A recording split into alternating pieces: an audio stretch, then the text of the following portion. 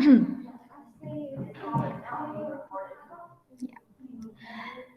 Assalamualaikum warahmatullahi wabarakatuh. Selamat siang. Selamat siang para coachnya cuma satu sih. Para coach dan teman-teman KDMI tahun 2021. Hari ini kita akan berdebat dengan mosi, mosinya hilang. Dengan mosi, Dewan ini percaya bahwa Uni Eropa seharusnya menawarkan keringanan hutang kepada negara-negara sebagai imbalan karena mereka yang menampung pengungsi. Waktunya 7 menit 20 detik. Untuk teman-teman sudah siap?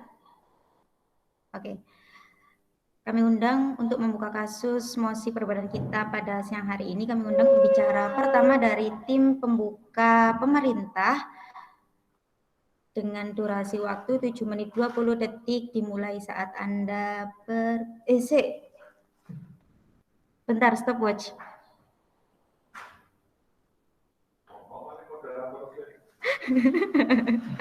Sebentar ya teman-teman.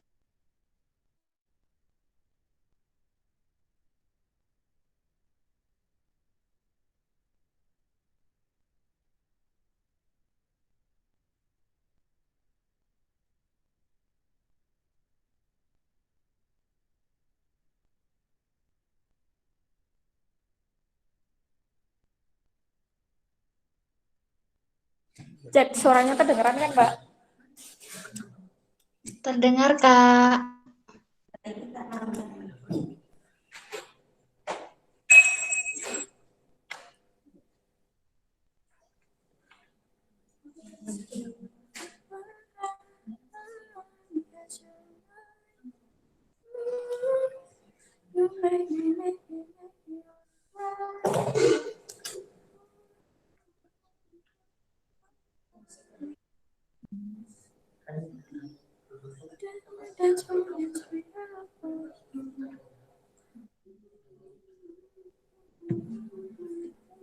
Ya Allah, lucu.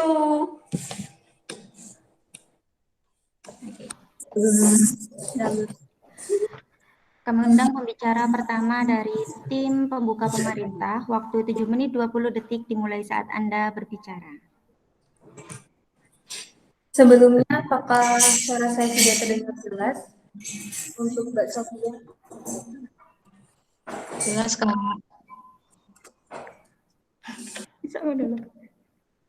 Baik, perdebatan akan saya mulai dalam hitungan 3, 2, 1. Baik, yang terhormat, serta rekan berpikir yang saya hargai. Pada perdebatan kali ini, kami selaku tim pemerintah sangat menyetujui mosi Dewan ini percaya bahwa Uni Eropa seharusnya menawarkan keringanan hutang kepada negara-negara sebagai imbalan karena mereka yang menampung pengungsi. Dewan Uni Eropa, sebelumnya saya akan sedikit menjelaskan tentang apa itu Uni Eropa. Uni Eropa merupakan persatuan dari negara-negara atau dari negara-negara yang ada di Eropa itu sendiri, bukan Cina. Kemudian munculnya mosi pada perdebatan kali ini adalah bergerak dari berbagai konflik peperangan yang semakin hari semakin panas di berbagai negara, baik itu misalnya di negara Asia itu di bagian teman. Nah, konflik peperangan ini akan menimbulkan lebih banyak lagi korban-korban ataupun imigran yang mereka membutuhkan pertolongan, kemudian mereka akan mencoba mencari tempat hunian baru karena mereka sudah kehilangan segala harta benda yang dia miliki untuk mencari negara-negara yang siap untuk menampungnya dengan teman-teman. Kemudian sebagai bagian dari sebagai negara yang sudah menandatangani UNHCR, wajib seperti memiliki tanggung jawab menerima juga memberikan berbagai fasilitas yang dibutuhkan oleh pengungsi di Dewan Pimpinan. Misalnya mereka harus memberikan identitas baru karena ketika seorang imigran atau itu berpindah, mereka harus mengulangi lagi hidupnya atau memulai lagi hidupnya mulai dari nol. Kemudian fasilitas yang harus diberikan seperti rumah, makan dan lain sebagainya untuk bertahan hidup di Dewan. Kemudian urgensi pada perdebatan kali ini yaitu kenapa harus menawarkan menawarkan keringanan hutang kepada negara-negara sebagai imbalan untuk negara yang menampung pengungsi ini karena Uni Eropa merupakan persatuan yang memiliki tanggung jawab kepada negara-negara yang dinaunginya. Memang bisa dikatakan bahwa Uni Eropa memang tidak bertanggung jawab secara penuh kepada pengungsi, tetapi mereka bertanggung jawab kepada negara-negara yang mana negara-negara tersebut memberikan fasilitas, memberikan bantuan mulai dari nol ketika pengungsi itu datang ke negara-negara tersebut, Dewan Juri yang terhormat. Kemudian beban pembuktian pada perdebatan kali ini kami akan menjawab pembuktian mengapa penawaran keringanan hutang kepada negara-negara sebagai imbalan karena mereka yang menampung pengungsi ini dapat dibolehkan atau bisa terjadi terlepas dari masalah-masalah yang mereka miliki. Yang pertama, Dewan Juri yang terhormat, memasuki poin justifikasi kami. Yang pertama, hal ini keringanan hutang kepada negara-negara ini akan meringankan beban negara penampung pengungsi tersebut, Dewan Juri.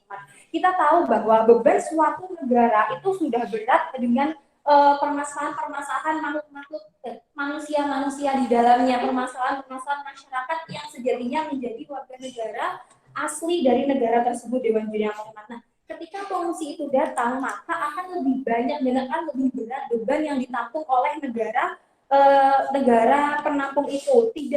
Mereka tidak hanya memikirkan mengenai bagaimana mereka merawat orang-orang warganya sendiri, begitupun juga pengungsi untuk bertahan hidup, memberikan fasilitas-fasilitas, dan juga bagaimana mereka bisa bertanggung jawab atas perekonomian dari warganya sendiri dan juga pengungsi itu, Dewan Juri yang terhormat. Banyak sekali kebutuhan-kebutuhan yang memakan biaya dan juga memakan tenaga yang sangat besar, sehingga dalam hal ini dengan pemberian keringanan hutang kepada negara-negara sebagai imbalan ini akan lebih masif untuk mereka membantu pengungsi-pengungsi ini. Mengapa demikian? Karena yang seharusnya alokasi dana yang seharusnya mereka gunakan untuk keringanan hutang ini untuk membayar hutang bisa dialokasikan ke hal-hal lain, misalnya dalam pembangunan fasilitas, kemudian ke persebaran pangan untuk membantu warganya sendiri juga pengungsi dan lain sebagainya, tanpa harus memikirkan keterdesakan mereka tentang hutang-hutang yang mereka dapatkan itu di Dewan Juri yang terhormat.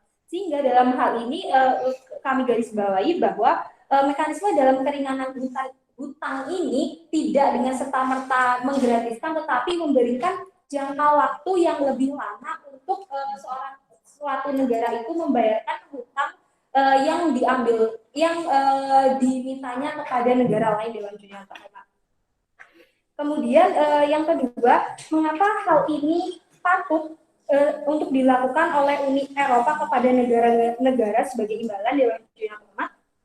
Selain karena mereka mau menampung pengungsi-pengungsi itu dengan berbagai fasilitas yang harus mereka berikan, seperti identitas baru, makan, tempat tinggal, dan lain sebagainya, seperti yang sudah saya jelaskan, karena hal ini kita lihat dari pilar-pilar dari pelaksanaan persatuan atau Uni Eropa ini sendiri, Dewan Juri. Salah satu pilar yang harus diterapkan dalam menjalankan persatuan Uni Eropa ini adalah bertanggung jawab atas ekonomi sosial negara-negara yang terhimpun di dalam persatuan tersebut. Nah, dalam hal ini suatu Uni Eropa ini dapat membantu meringankan beban dengan memberikan imbalan dan akan lebih masif dalam menggerakkan perekonomian negara tersebut dalam membantu pengungsi, Dewan Juri yang terhormat. Kemudian mereka sebagai Uni Eropa yang merupakan persatuan besar itu, mereka akan sudah memiliki hubungan-hubungan yang sangat erat dengan negara-negara lain. Nah, dari sini mereka dapat memberikan bantuan. Memang bisa dibilang mereka tidak akan turut langsung 100% untuk memberikan bantuan atau mengatasi permasalahan negara yang menampung pengungsi ini, tetapi mereka Uni Eropa ini bisa menjembatani diplomasi jika memang dibutuhkan hubungan dari negara lain yang tidak terikat dengan Uni Eropa ini, yang kemudian nantinya juga akan membantu negara-negara di Eropa yang menjadi penampung dari pengungsi ini, Dewan Juri yang terhormat. Sehingga bantuan-bantuan yang diberikan itu tidak terpaku kepada negara-negara yang di Eropa. Bantuan akan lebih luas. Untuk hal ini dengan jawaban mengapa hal ini patut dan boleh dilakukan mengenai Uni Eropa kepada negara-negara sebagai timbalan karena mereka yang menampung pengungsi, kami sangat bangga mempertahankan MOSI. Terima kasih. Berapa tuh? Tadi saya nggak bisa kan dulu mana. Pembicara pertama dari tim pemerintah pembuka menghabiskan waktu 7 menit 2 detik. Selanjutnya, kami undang pembicara pertama dari tim oposisi pembuka. Waktu 7 menit 20 detik dimulai saat Anda berbicara.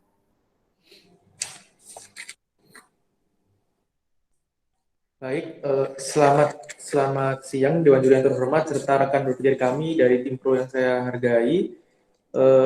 Di sini kami tegaskan bahwa kami menolak dengan adanya mosi ini karena kami rasa bantuan hutang yang ditawarkan oleh negara-negara Uni Eropa di negara tujuan pengungsi ini tidak akan bersifat efektif dan tidak sebanding dengan bantuan praktikal Dewan Juri yang terhormat. Seperti yang kita ketahui, bahwasanya latar belakang adanya bantuan Uni Eropa ini pasti negara-negara yang terhimpun dalam himpunan negara di Uni Eropa ini akan mengedepankan faktor humanity atau kemanusiaan sendiri Dewan Juri yang terhormat. Yang dimana di dalam faktor kemanusiaan sendiri tersebut memiliki beberapa nilai-nilai seperti kemurnian, tulus dan tidak berimbas secara materi Dewan Juri yang terhormat.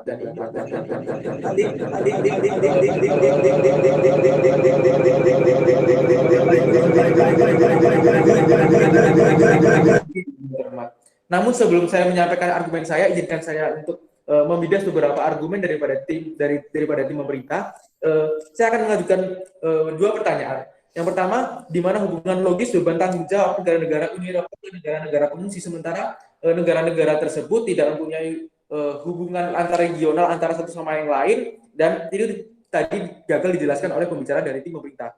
Lalu yang kedua, bagaimana mekanisme pemberian keringanan hutang yang dimaksud, yang tadi dimaksud pemberian dalam pelunasan jangka waktu, ini mekanismenya seperti apa, syarat-syaratnya seperti apa, negara-negara seperti apa yang dibantu, dan minimal ada berapa pengungsi di sana, itu tidak disebutkan dari tim pemerintah. Dan kita tahu sendiri bahwa negara-negara yang menanggung pengungsi ini memiliki populasi dari pengungsi yang berbeda-beda, dan ini tentu saja bantuannya tidak bisa disamaratakan dengan diri terhormat.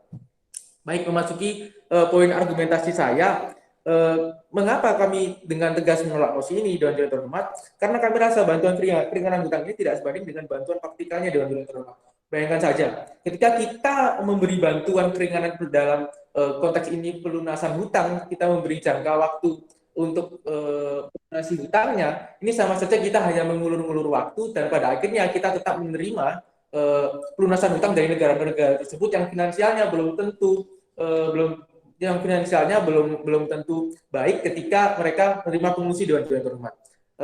Dengan ini Dewan Juri yang terhormat sudah jelas sekali bahwa bantuan keringanan hutang ini tidak bisa membantu secara masif dan signifikan Dewan Juri yang terhormat kepada pengungsi tersebut Dewan Juri yang terhormat. Dengan ini Dewan Juri yang terhormat kami akan mengajukan mekanisme yang kami rasa lebih baik dan bisa lebih manusiawi dan berprogresif untuk negara-negara yang menampung pengungsi ini Dewan Juri yang terhormat. Yang pertama, kami akan lebih memilih untuk kemudahan berdiplomasi, kemudahan bekerja sama, baik dalam ekonomi ataupun yang lain-lain. Seperti yang kita tahu Dewan Juri yang terhormat, bahwasanya negara-negara himpunan dari Uni Eropa sendiri adalah negara-negara yang tergolong negara maju yang mempunyai sisi pertahanan ekonomi dan didominasi oleh negara-negara adidaya penguasa ekonomi global dan dunia Dewan Juri yang terhormat. Bayangkan saja ketika negara-negara yang menampung pengungsi ini menerima bantuan dari negara-negara Uni Eropa yang notabene adalah penguasa ekonomi dunia, ini akan menimbulkan profit yang baik serta pertumbuhan ekonomi yang baik dalam jenjang waktu tertentu Dewan Juri yang terhormat. Seperti itu. Lalu, mengapa ini bisa dikatakan baik Dewan Juri yang terhormat? Ketika dalam jangka waktu tertentu ekonominya bertumbuh, maka uang yang akan dihasilkan, benefit yang bisa dihasilkan daripada kerjasama tersebut, ini bisa untuk membantu pengungsi Dewan Juri yang terhormat, dan ini cukup masif Dewan Juri yang terhormat. Dan selain itu Dewan Juri yang terhormat, daripada bantuan-bantuan yang diberikan oleh Uni Eropa dalam bentuk kerjasama dan bantuan diplomasi yang lain-lain, ini akan memudahkan langkah negara-negara yang menanggung pengungsi untuk menentukan keputusan politik ke depannya Dewan Juri yang terhormat yang akan terus terang saja mempermudah para pengungsi untuk tinggal di negara tersebut Dewan Juri yang terhormat, entah itu untuk fasilitas dari infrastruktur yang pengungsinya, makanan, sandang pangan dan yang lain-lain Dewan Juri yang terhormat. Oleh karena itu Dewan Juri yang terhormat, kami rasa bahwasanya bantuan hutang ini tidak terlalu efektif dan kami mengajukan bantuan yang lebih efektif berupa keringanan dalam berdiplomasi, keringanan dalam bekerja sama, keringanan dalam yang lain-lain. Ini kami rasa cukup efektif dan juga oleh karena ini kami tetap kokoh dalam meruntuhkan mosi ini. Terima kasih.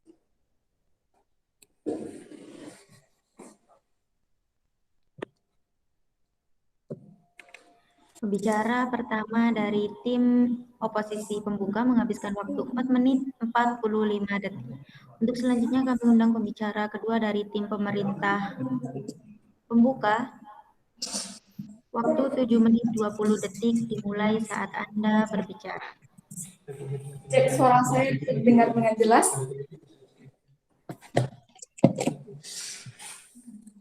Kapan gak gitu sirai, Mbak?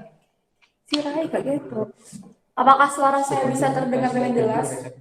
Jelas, jelas.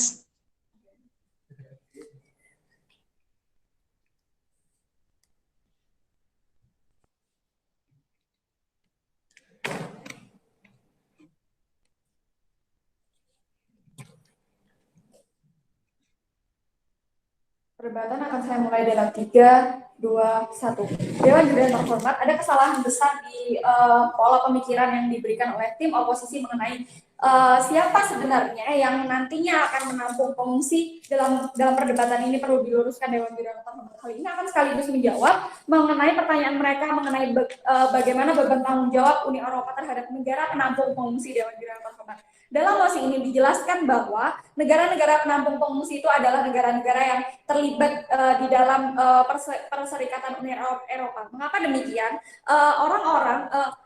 Mengapa demikian? Karena pertama, negara-negara ini adalah negara-negara yang terlibat dalam perjanjian UNHCR atau perjanjian yang melingkupi atau menampung mengenai pengungsi ataupun imigran dari negara-negara konflik. Dewan Juri yang terhormat. Mengapa mereka memilih untuk negara-negara Uni Eropa? Karena negara-negara di dalam di bawah Perserikatan Uni Eropa adalah negara-negara yang damai, yang minim konflik dibandingkan negara-negara Asia seperti misal Asia Tengah, Asia Timur yang saat ini sangat-sangat rawan terjadi konflik Sunni Syiah. Dewan Juri yang terhormat. Oleh sebab itu jelas korelasinya sangat. Yang dipertanyakan dalam perdebatan ini adalah apakah sebuah organisasi Uni Eropa ini memiliki wewenang untuk memberikan bantuan kepada negara-negara yang pada dasarnya sudah berdaulat walaupun di bawah perserikatan mereka. Dewan Juri yang terhormat. Pertanyaan inilah yang seharusnya muncul dalam perdebatan ini. Sehingga kemudian mengenai batasan pengungsi, kemudian jumlah pengungsi dan lain sebagainya, kami akan mengatakan bahwa hal itu akan secara otomatis disesuaikan terhadap besar beban yang ditampung oleh sebuah negara setiap tahunnya. Dewan Juri yang terhormat mengingat proses dari penerimaan pengungsi ini tidaklah sebentar dan juga membutuhkan waktu serta biaya yang cukup besar. Dewan Juri yang terhormat. Kemudian memasuki bidasan terhadap argumentasi mereka mengenai bagaimana jika pemberian bantuan di proposal kami akan dengan pemberian jangka waktu akan mengulur waktu dan lain sebagainya, walaupun pada akhirnya mereka akan tetap membayar hutang. Tapi kami akan mengatakan dengan perpanjangan jangka waktu itu otomatis juga akan terdapat penurunan atau penekanan atau pengurangan nominal pembayaran hutang. Dewan Juri yang terhormat.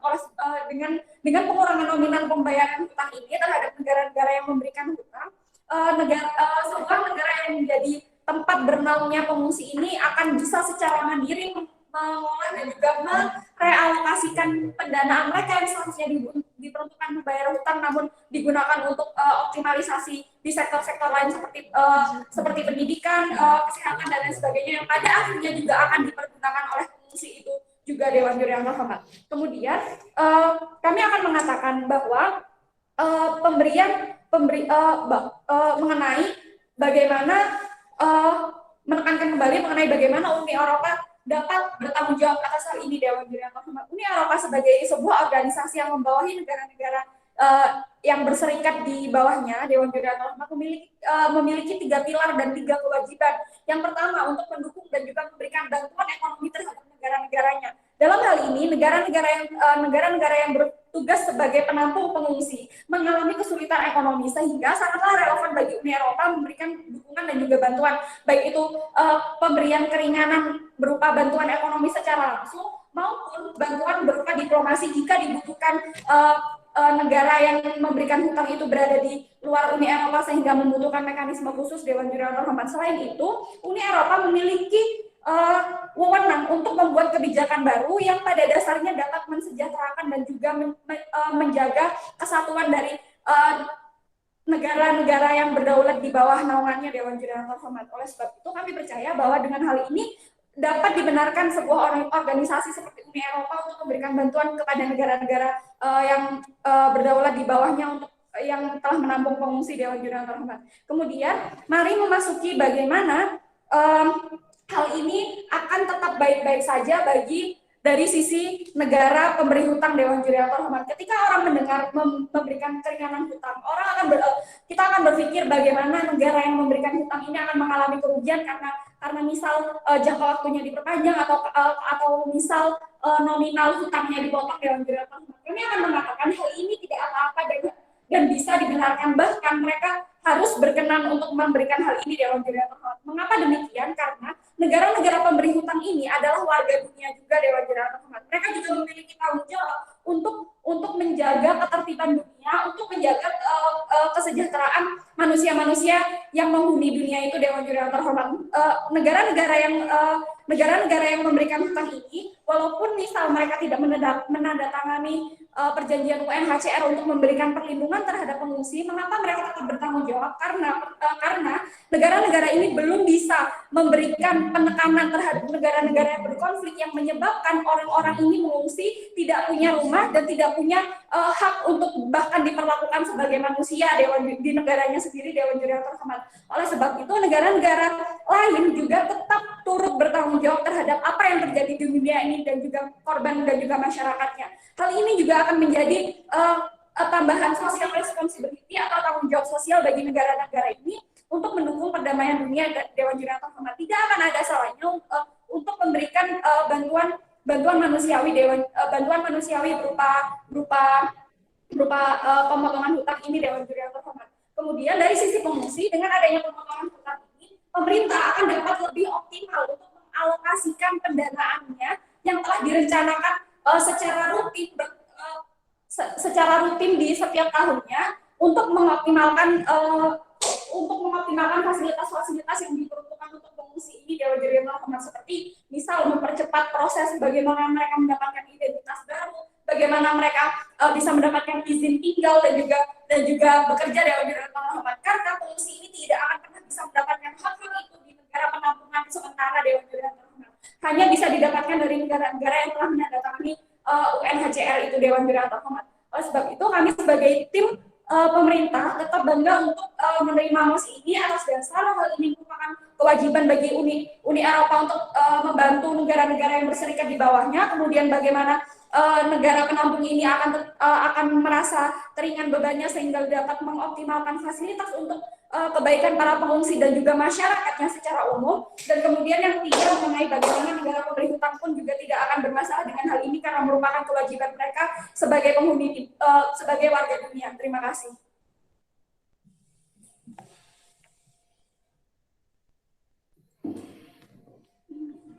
Pembicara kedua dari tim pemerintah pembuka menghabiskan waktu 7 menit 10 detik.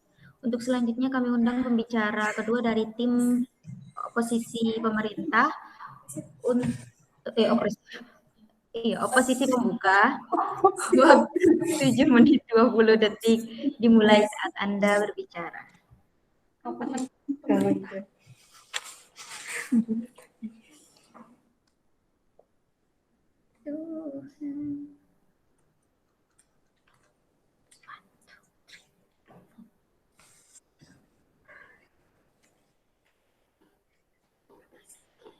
Terima kasih Dewan Juri yang terhormat, tim proyek serta tim kontraksi yang hadir. Di sini saya akan menyampaikan beberapa argumentasi saya dan juga penjelasan saya terkait kenapa tim kami menolak mosi Dewan Juri yang terhormat. Dewan Juri yang terhormat, kami dengan bangga menolak mosi adanya Dewan ini percaya bahwa Uni Eropa seharusnya menawarkan keringanan utang kepada negara-negara sebagai imbalan karena mereka yang menampung pengungsi. Dewan Juri yang terhormat. Berkaitan dengan ketika mereka mengatakan bahwa warga Uni Eropa sudah selayaknya memberikan bantuan atas dasar mereka sebagai bagian dari masyarakat dunia. Dewan Juri yang terhormat. Ya, kami membenarkan hal tersebut bahwa kami juga mengutamakan nilai-nilai kemanusiaan sehingga kami sebagai bagian dari manusia di populasi di dunia ini perlu untuk membantu para pengungsi ini, salah satunya yaitu dengan membantu para pengungsi itu, Dewan Juri yang terhormat. Namun pada dasarnya mekanisme yang dibawakan oleh tim kontra tidaklah se-urgent itu sehingga bisa memberikan bantuan yang signifikan secara langsung kepada masyarakat itu sendiri, Dewan Juri yang terhormat. Mengapa demikian? Karena pada dasarnya ketika mereka memberikan mekanisme yaitu berupa kompensasi, berupa perpanjangan tentang waktu pembayaran utang oleh Uni Eropa ini, pada akhirnya negara-negara yang terlibat utang pada Uni Eropa tersebut pada akhirnya juga harus tetap membayar utang tersebut, Dewan Juri yang terhormat, sehingga hal ini bukanlah justru tidaklah sesignifikan itu untuk membantu mereka. Alangkah baiknya jika bantuan-bantuan itu diberikan dalam hal yang lebih urgent, yang lebih dibutuhkan oleh negara-negara Uni Eropa itu, Dewan Juri yang terhormat. Kemudian kenapa kami menolak mosi ini, Dewan Juri yang terhormat? Karena pada dasarnya kami percaya bahwa utang negara ini bukanlah menjadi solusi yang sebanding dengan apa yang telah dilakukan oleh negara penerima ini, Dewan Juri yang terhormat. Sekalipun mereka telah memberikan bantuan dengan menjunjung tinggi kemanusiaan itu, Dewan Juri yang terhormat, pada dasarnya hal itu tidaklah seyogyanya dibalas jasa dengan peringanan utang negara, Dewan Juri yang terhormat. Hal itu akan lebih bantuan ini akan lebih dirasakan oleh para masyarakat karena kita perlu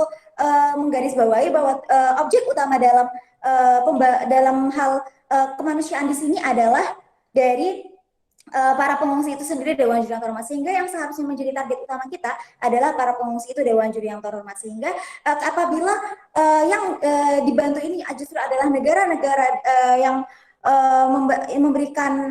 menampung pengungsi itu, Dewan Juri yang terhormat, kami percaya bahwa hal ini tidaklah sesignifikan itu dampaknya kepada para pengungsi, Dewan Juri yang terhormat. Mengapa demikian? Karena ketika hal ini kemudian diberikan berupa peringanan kepada yang bantuan diberikan adalah berupa kompensasi peringanan utang, Dewan Juri yang terhormat, mekanisme yang dilakukan oleh pemerintah penerima pengungsi ini akan bersifat akan menjalankan melalui mekanisme yang sangat amat panjang, kemudian melalui penyusunan RAPBN ulang karena yang harusnya dianggarkan untuk utang negara kemudian bisa dialokasikan ke yang lainnya, kemudian ada belum lagi melalui berbagai administrasi dan juga birokrasi, sehingga penyampaian bantuan itu kepada masyarakat ini tidaklah sesignifikan itu menghabiskan waktu yang panjang, Dewan Juri yang terhormat. Sementara yang kita tahu adalah namanya pengungsi, urgensinya adalah mereka membutuhkan bantuan yang cepat dan juga tepat, Dewan Juri yang terhormat. Namun ketika bantuan yang diberikan adalah berupa keringanan utang, Dewan Juri yang terhormat, hal itu tidaklah tercapai, Dewan Juri yang terhormat, karena terlalu banyak mekanisme yang dilalui, Dewan Juri yang terhormat. Jika memang masyarakat ingin membantu, hal itu akan lebih signifikan apabila diberikan bantuan secara langsung, Dewan Juri yang terhormat. Adapun Uni Eropa sebagai keringanan yang ingin diberikan, maka hal itu akan lebih baik jika Uni Eropa ini memberikan keringanan dalam hal kerjasama dan juga kerjasama diplomasi dan juga lain sebagainya kepada negara penampung ini, Dewan Juri yang terhormat, sehingga dalam skenario yang kami bawa dalam hal ini yaitu Uni Eropa tidak akan mengalami kerugian karena tidak akan mengalami kerugian karena adanya perpanjangan pembayaran utang. Terus negara penampung pengungsi juga tidak akan mengalami negara penampung juga akan mengalami keadaan yang tetap sebagaimana skenario yang telah dibawakan tim kontra, karena pada akhirnya keduanya sama-sama akan membayar utang, hanya berkaitan dengan jangka waktu saja, Dewan Juri yang terhormat. Namun pada akhirnya, ya silakan. Bagaimana Anda menanggapi ketika bantuan itu diberikan langsung kepada pengungsi akan hanya menggunakan bantuan secara konsumtif, tidak produktif, sehingga hal itu tidak akan lebih berjangka panjang daripada diberikan kepada negara yang akan mengolahnya terlebih dahulu. Ya, terima kasih. Untuk hal itu, di sini akan ada mekanisme pengawasan Dewan Juri yang terhormat. Di sini kita tahu bahwa namanya pengungsi ada pengawasan dari pihak pemerintah Dewan Juri yang terhormat. Oleh karena itu dalam hal ini pengungsi akan diawasi oleh negara bagaimana bantuan itu dimanfaatkan oleh pengungsi itu Dewan Juri yang terhormat. Dan sebagaimana kita tahu bahwa apabila dana alokasi dana itu langsung diberikan kepada pengungsi, pasti ada jatah-jatah sendiri setiap pengungsi Dewan Juri yang terhormat. Sehingga mereka akan berpikir dan mempertimbangkan bagaimana mereka menggunakan bantuan dana itu Dewan Juri yang terhormat, di mana nggak semena-mena pemerintah ini memberi dana ini kemudian memberikan langsung ketika pengungsi kehabisan dana kemudian diberi dana lagi, sehingga karena mereka tahu bahwa hal ini memiliki batas atau memiliki jatah untuk menggunakan uang ini dalam jangka waktu sekian, mereka akan lebih berpikir lebih mempertimbangkan lagi, sehingga kekhawatiran pemerintah terhadap penggunaan bantuan itu secara konsumtif tidak akan terjadi Dewan Juri yang terhormat. Oleh karena itu, karena dalam hal ini urgensi kecepatan pengungsi ini lebih tercapai di skenario yang kami bawakan, dan juga hal ini akan lebih baik untuk baik Uni Eropa dan juga baik dan juga tim penerima pengungsi, maka kami bangga untuk menolak mosi ini. Terima kasih.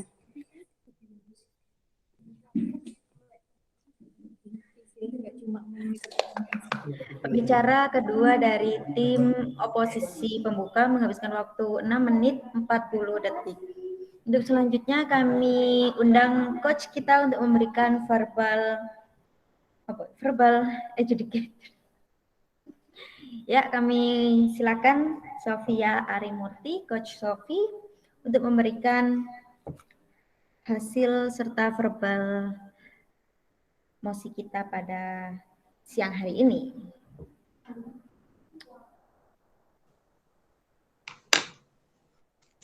Cek kalau kayak gini suara saya jelas nggak atau putus-putus nggak? Jelas, Sof.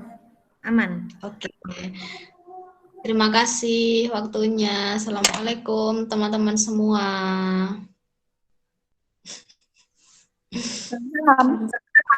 Alhamdulillah, hari ini sesi latihan terakhir untuk di Badcamp hari ini. Juga sudah ada Mbak Reni. Halo Mbak Reni. Halo guys. Nanti bisa langsung nambahin juga ya Mbak ya. Apaan aku nonton ke telat Enggak, tentang pertanyaan-pertanyaan aja yang apa aja yang seharusnya dibawakan di debat ini. Oke. Oke. Jadi mungkin sebelumnya aku minta maaf ya guys, aku PHP. Akhirnya aku tidak menjadi datang ke kampus. 2 mosi, wow, semangat sekali. Tapi aku baru nyiapin mosi satunya. Sorry ya. Oke. Well, menurutku kalau komparasiku,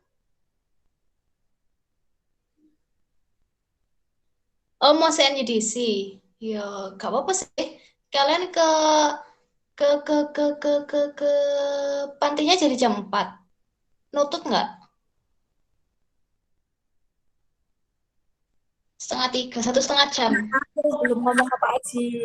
Cuma bertanda itu, Mbak. Apa? Belum tanya ke Pak Aji jadinya jam berapa. Oh, apa? Engko nek sing debat satu nih mungkin bisa sama Mbak Reni ya.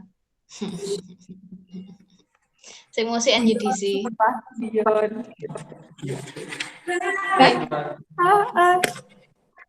Menurutku debat kali ini improve banget sih jika dibandingkan sama debat yang hari Sabtu kemarin. Wow, tepuk tangan untuk kita semua. Gila ya, kalian habis dipegang sama Pak Fauzi langsung melejit begini. Pak, kekuatan apa yang Pak Fauzi berikan kepada kalian? Hah? Kenapa bisa langsung melejit gini? Hah? Bisa-bisanya itu loh ya. Tapi bagus, improvement yang bagus buat persiapan hari Senin ya. Oke. Ekspektasi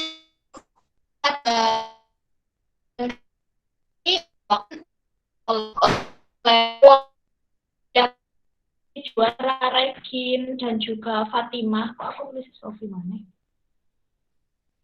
Dan juga kepada Fatimah.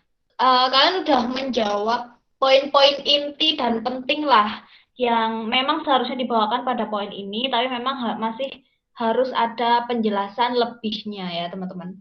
Nah, sebenarnya yang aku takutkan tadi itu adalah takut kalian apakah nanti akan terjebak ke dalam mosi ini atau enggak. Karena sebenarnya mosi ini terkesan seperti mosi filosofis, tapi ternyata dia sebenarnya mosinya mosi proposal gitu. Karena kita mengajukan sebuah solusi yang belum ada gitu. Teman-teman tahu nggak status quo-nya sekarang kayak gimana kondisinya? Kalau misalkan negara di Uni Eropa itu dia nggak mau menerima refugee atau pengungsi, dia akan diapain? Aku kalau hukumannya itu aku nggak tahu Mbak. Aku taunya cuman kalau sekarang itu lagi ada lonjakan hangat di negara-negara Uni Eropa. Jadinya kayak banyak pengungsi yang belum tertampung, belum dapat negara bantuan, belum dapat negara suaka. Betul, itu status quo-nya sekarang. Sebenarnya naik turun ya, karena awal-awal tahun 2015 itu sempat naik, kemudian turun, terus sekarang lagi naik-naiknya lagi. Jadi kalau selain Regi, yang tahu nggak kira-kira status quo sekarang kalau nggak dikasih keringanan hutang, dia diapain di Uni Eropa kalau dia nggak mau nerima pengungsi? Nah, karena banyak lonjakan pengungsian ini, akhirnya ada beberapa negara yang menolak gitu loh, untuk dia nggak mau menerima pengungsi ini. Ada yang tahu nggak selain Regin?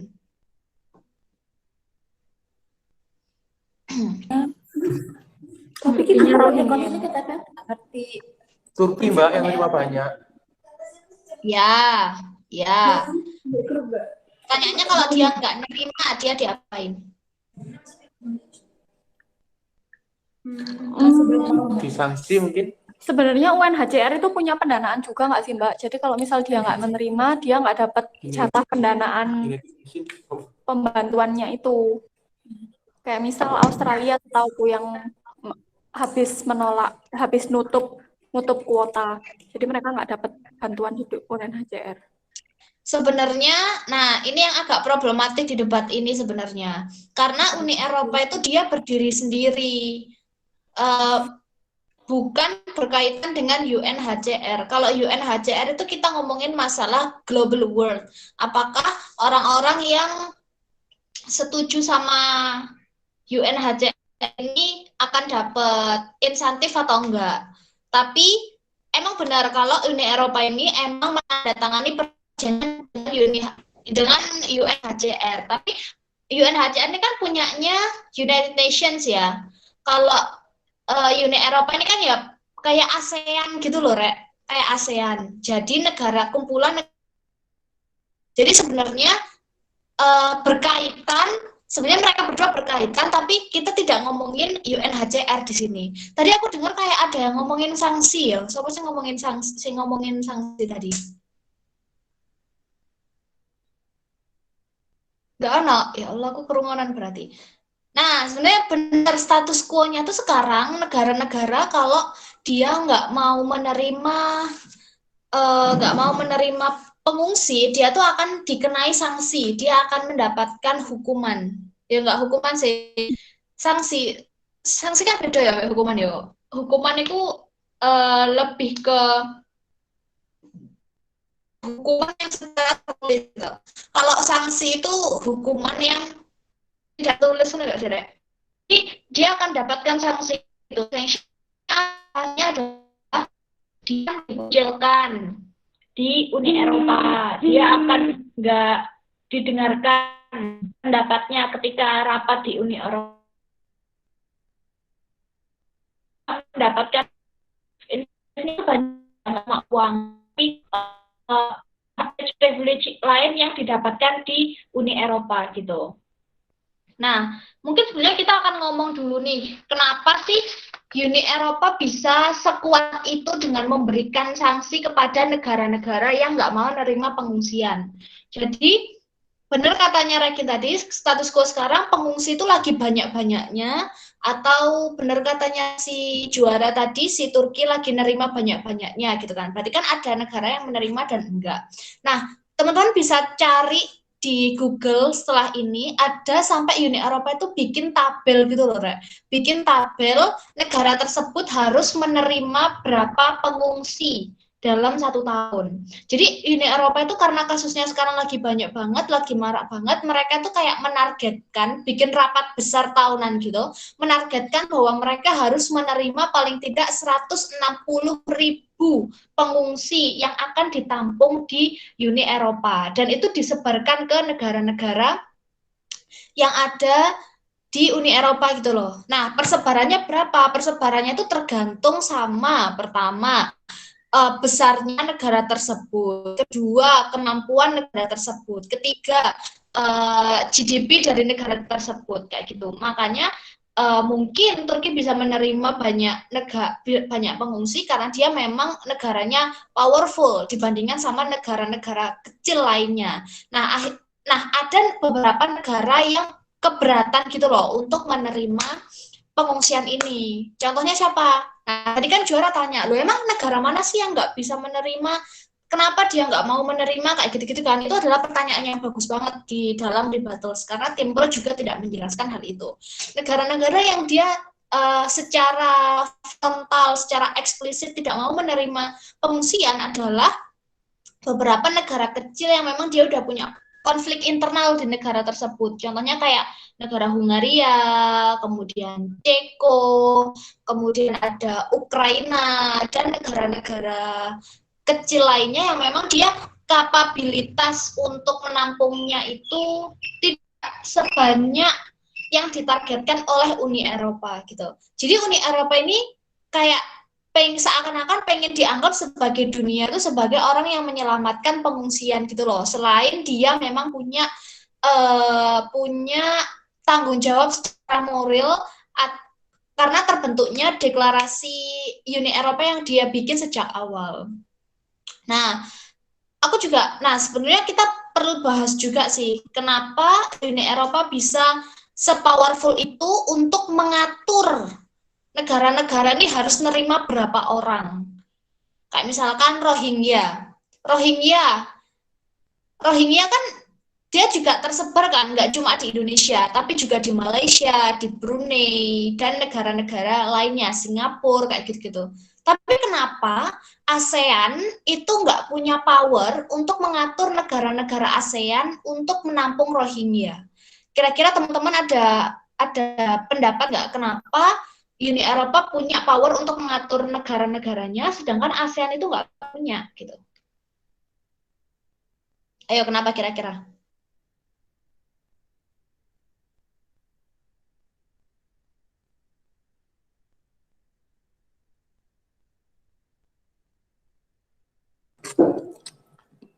Mbak, kalau menurutku kenapa kok ASEAN belum punya power segede itu, karena kan kalau Uni Eropa dia punya kuasa untuk mengatur regulasi perekonomian di daratan Eropa, Mbak. Kalau ASEAN kan sementara dia hanya menghimpun beberapa kebijakan, sementara kebijakan ekonominya banyak diatur sama negara-negara ASEAN itu sendiri, Mbak, bukan di ASEAN-nya.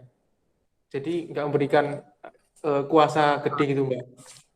Oh my God, that's exactly the answer, juara. Very good. Jadi perbedaan terbesar dari Uni Eropa sama ASEAN itu gede banget. Sebenarnya ASEAN terbentuk alasan utamanya kan karena kesamaan geografis. Uni Eropa juga karena kesamaan geografis. Sebenarnya ada kok negara-negara, perkumpulan negara-negara geografis selain Uni Eropa sama ASEAN. Cuma kita bandingannya sama negara kita aja ya. Nah, ASEAN itu emang dari awal dibikinnya itu emang cuma untuk ya udah kita punya kesamaan geografis aja. Kita pengen punya hubungan bilateral yang bagus di bidang ekonomi, di bidang budaya, di bidang pendidikan. Tapi ASEAN itu nggak mau cawe-cawe urusan internalnya negara-negaranya. Makanya ketika ada konflik South China Sea atau Laut Cina Selatan antara Filipina sama Cina, makanya kan ASEAN nggak bisa mengirimkan bantuan kepada mereka di sana, misalkan bantuan militer atau bantuan apa kayak gitu. Ya karena itu urusan internalnya Filipina gitu kan. Bukan urusan di dalamnya ASEAN. Jadi makanya ASEAN itu nggak punya troops atau tentara atas nama ASEAN sendiri, dia tuh nggak punya. Dia nggak punya bantuan ekonomi yang mengatasnamakan ASEAN, nggak punya. Tapi dia punya negara-negara kecil yang bisa bekerja sama. Misalkan nih, misalkan Indonesia dibantu oleh Brunei Darussalam sama Malaysia untuk membantu pengungsian Rohingya. Tapi atas nama ASEAN karena mereka memang dihubungkan dengan ASEAN. Nah, itu bisa, tapi bukan atas nama ASEAN, tapi tetap atas nama negara tersebut. Nah, ini beda banget nih sama di Uni Eropa. Nah, di Uni Eropa ketika mereka pertama kali dibentuk, mereka memang tujuannya dua, bener banget. Kayak katanya si Pro ya tadi bilang ada tiga atau 4 pilar terbentuknya Uni Eropa. Ada tentang peace, stability atau stabilitas perdamaian di Uni Eropa. Ada 2 tentang economic prosperity atau kesejahteraan perekonomian. Terus ada juga tentang keamanan dan kenyamanan gitu. Mereka sampai bikin Uni Eropa itu bisa cawe-cawe urusan di dalam negara mereka gitu. Karena Uni Eropa itu pengen negara Eropa itu berkembang lebih pesat lagi. Dengan adanya Uni Eropa, negara-negara kecil ini bisa berkembang lebih besar, bisa menjadi negara maju. Makanya di ASEAN, ketika misalkan Papua Nugini masuk ASEAN, apakah Papua Nugini akan mendapatkan insentif? Ya, memang dapat. Tapi cuma dapat antara hubungan multilateral antara Papua Nugini dengan negara lain. Tapi apakah negara bisa langsung melejit tinggi? Jawabannya ya nggak sesignifikan itu ya, karena memang ASEAN nggak bisa masuk ke dalam internalnya. Nah, tapi beda nih sama EU. EU itu bisa masuk ke dalam negara tersebut. Contohnya nih, dengan mata uang di negara Eropa itu mereka menggunakan satu mata uang yang sama untuk seluruh Eropa, ya kan? Nah, apa mata uangnya? Pound sterling kan? Nah, mata uang ini tuh bisa digunakan ke semua negara-negara di Uni Eropa ini, misalkan di mana bisa pakai apa gitu. Tapi mereka juga masih punya mata uang lokal, tapi mata uang internasionalnya mereka ya masih pakai mata uang EU itu. Nah, ini sangat signifikan berpengaruh gitu loh pada perkembangan perekonomian mereka gitu. Nggak cuma itu, termasuk juga kayak visa. Visa kalau misalkan kita pengen ke mana, kan Eropa negaranya kecil-kecil ya, jadi mereka pasti satu visa yang sama untuk satu Uni Eropa gitu, sehingga mereka bisa gampang banget untuk menjelajahi satu negara ke negara lain untuk urusan ekonomi, urusan pendidikan, dan urusan yang lain-lainnya jadi lebih gampang. Nah, untuk masuk ke Uni Eropa ada banyak banget privilege atau keuntungan yang kamu dapatkan. Misalkan kamu bisa dapat hutang. Satu negara ini bisa utang ke EU, untuk memperbaiki negaranya. Terus dia juga dapat bantuan keamanan dari apa ya? Dari tentara atas nama EU tadi. Kalau misalkan di negara tersebut ada konflik lah, EU ini bisa mengirimkan bantuan tentara ke negara tersebut untuk membela tersebut. Ada juga kayak dan bantuan lainnya yang banyak banget advantage yang bisa didapatkan ketika kita masuk EU gitu kan. Nah, makanya karena sesignifikan itu impact-nya, EU ini punya power yang gede untuk mengontrol negara-negara di bawahnya gitu loh. Tapi ketika masuk EU, tanggung jawab kita juga gede banget ke EU. Misalkan ke Uni Eropa, misalkan kita setiap tahun itu disuruh kayak bayar uang kas loh, Rek.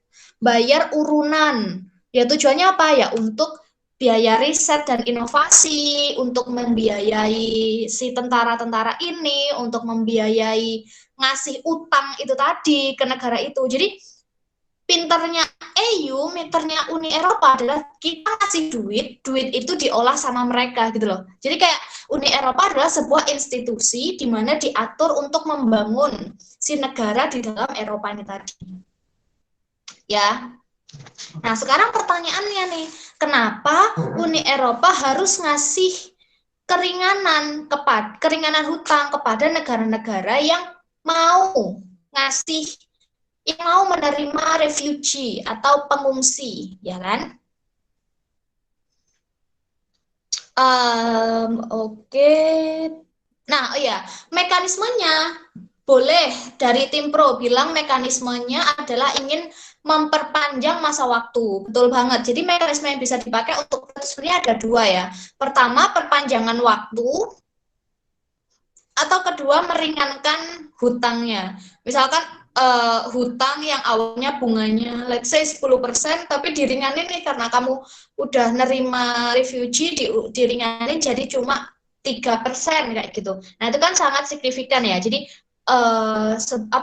proposalnya bisa pakai dua mekanisme, perpanjangan waktu atau perpanjangan bunga utangnya. Nah, itu juga punya burden of proof sendiri-sendiri karena misalkan pembuka ingin memperpanjang waktu ya berarti penutupnya bisa pakai yang meringankan bunga ini tadi.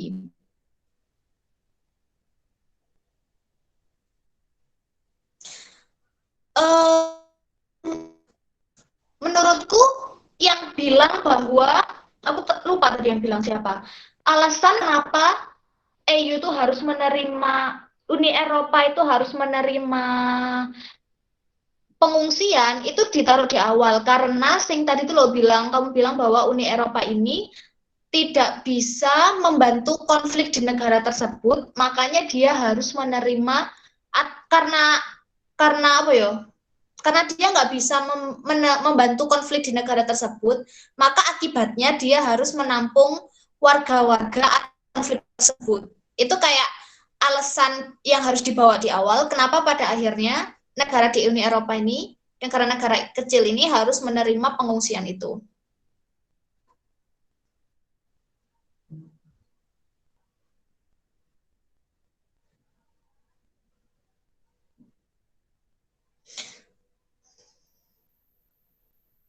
Nah, sekarang pertanyaannya gini, kenapa kok negara tersebut ada negara yang mau menerima, ada negara yang nggak mau menerima. Tadi kan alasannya ada alasan internal, gitu kan, dari negara tersebut. Alasan internalnya itu bisa karena memang hutangnya dia from the very first time udah gede, atau dia ada masalah politik di negara tersebut yang akhirnya susah dikontrol dan lain sebagainya. Sebenarnya refugee ini ketika dia datang, dia itu juga bisa bisa merusak ekosistem di negara tersebut. Nah, kenapa? Karena kan kita sebagai tuan rumah, kita harus memberikan suguhan. Suguhannya apa? Berupa fasilitas. Tadi ada identitas, ada makanan, sarana dan prasarana, rumah atau tempat tinggal gitu.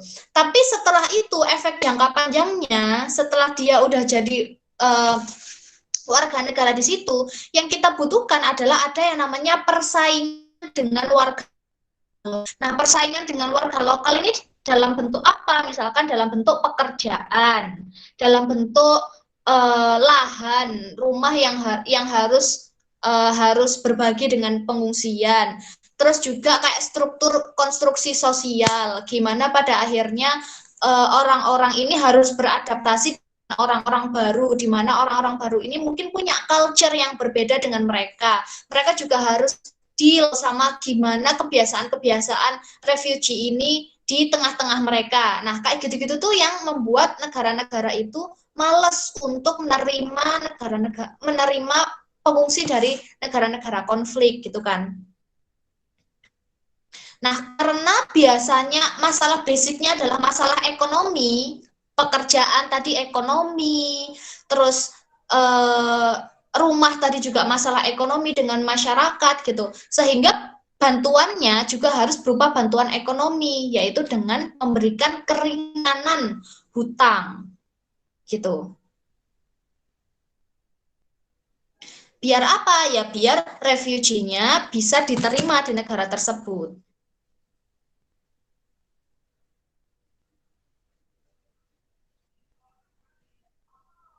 Nah, pertanyaannya adalah kenapa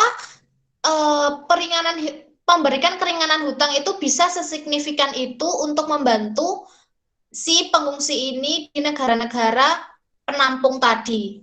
Karena pertama, kita bisa mengalokasikan uang tersebut lebih banyak dan bisa kita kasih kotak-kotak gitu loh. Oh, ini kotak ini untuk refugee, oh kotak ini untuk internal negaraku, oh kotak ini untuk negara lain. Sehingga alokasi dananya lebih baik.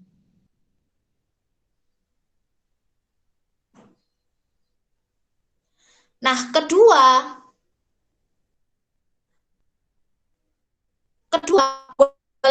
signifikan itu nggak apa-apa.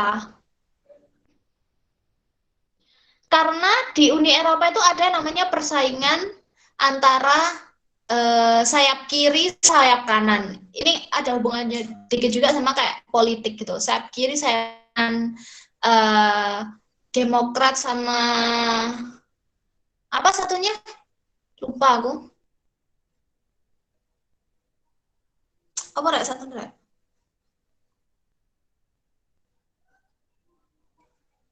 Apa rek satunya rek? Lupa aku rek. Siapa sih di Amerika ini? Suara sosialis. Bukan Mbak, sih. Ini kerat pisan loh. Hah? Barangnya kerat juga. Oh, barangnya gratis. Si Mbak mikir. Google dia mikir. Mikir. Demokrat sama, aduh. Konservatif. Sosiopat. Teknokrat. Partai Republik. Republikan. Ya Republikan. Burine kan ya.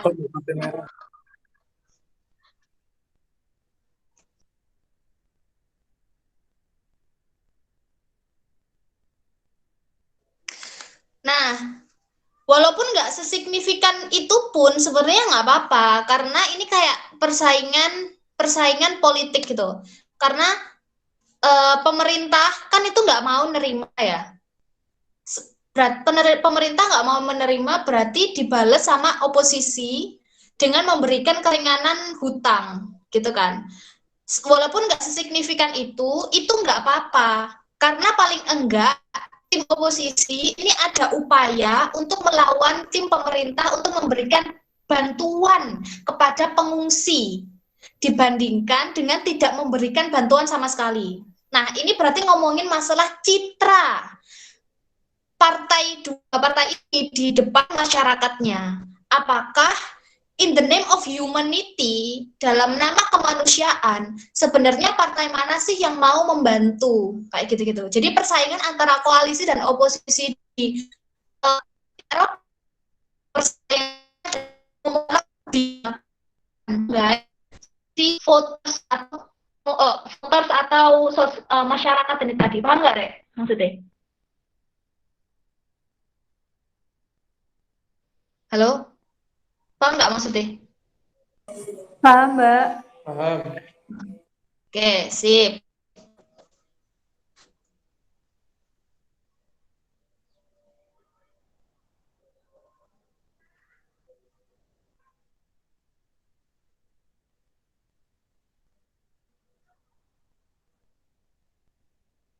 Nah, akhirnya nyambung ke argumen kenapa akhirnya mereka mampu untuk menerima pengungsian. Ya karena endingnya kalau dia akan dapat keringanan hutang, dia akan imbang gitu loh antara input sama outputnya.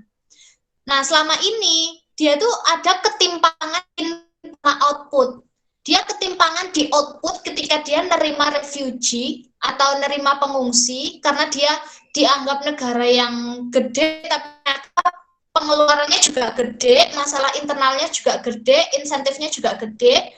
Jadi nggak imbang gitu loh sama apa yang dia bayar sama apa yang dia terima dari pajak misalkan kayak gitu-gitu. Jadi tidak ada keseimbangan antara input dan output yang membuat negara tersebut enggan untuk menerima pengungsian. Tapi kalau ada bantuan ini, kita membantu mereka untuk paling tidak meringankan ini loh, mereimbangkan kejomplangan antara input sama output ini tadi.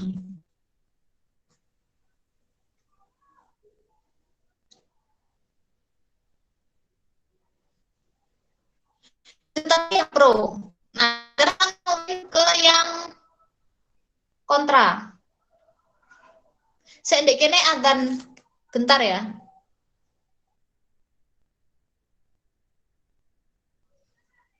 Break bentar buat adzan, oke?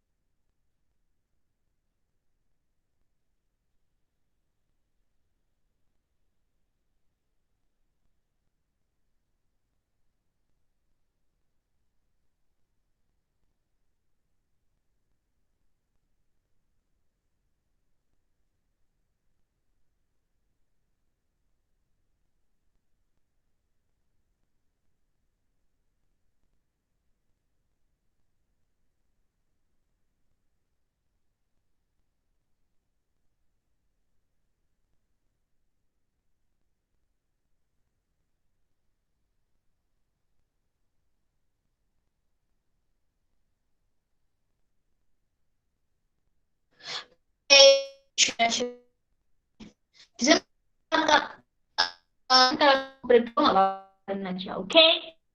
Lanjut ya.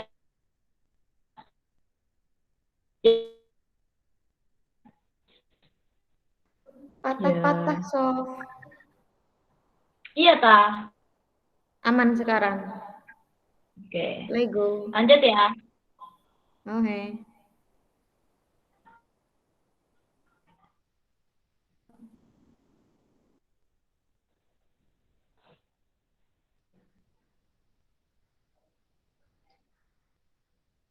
Nah, untuk yang kontra, sense-nya atau mekanismenya itu bisa macam-macam. Mekanismenya si Juara sama Fatima tadi memperbaiki hubungan diplomasi aja ya, atau memberikan bantuan langsung kepada refugee. Nah, sebelumnya aku pengen cross check dulu ke Juara sama Fatima. Kira-kira menurutmu apa sih yang dibutuhkan sama pengungsi ini sehingga kamu mengusulkan untuk memberikan mekanisme itu? Ayo. Disuruh tempat tinggal. Sandang, pangan, papan, keamanan. Korelasinya apa? Sandang, pangan, papan, keamanan ya. Menurutmu dengan memberikan solusi gimana prosesnya sehingga dia bisa mendapatkan itu semua? Apa? Bisa sakjane.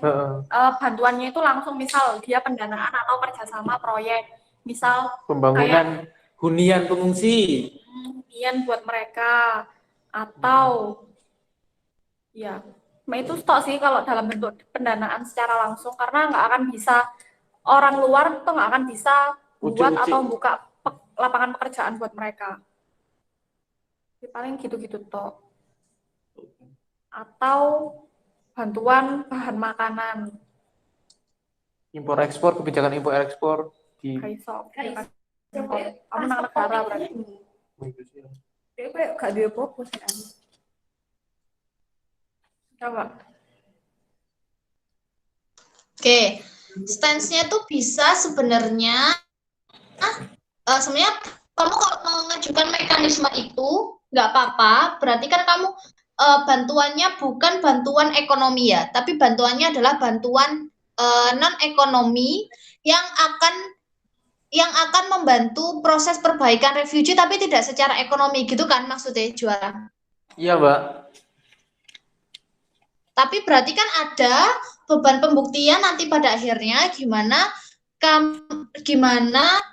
negara ini bisa mengkonvert secara nyata bantuan yang didapatkan secara non ekonomi ini kepada pengungsi-pengungsi.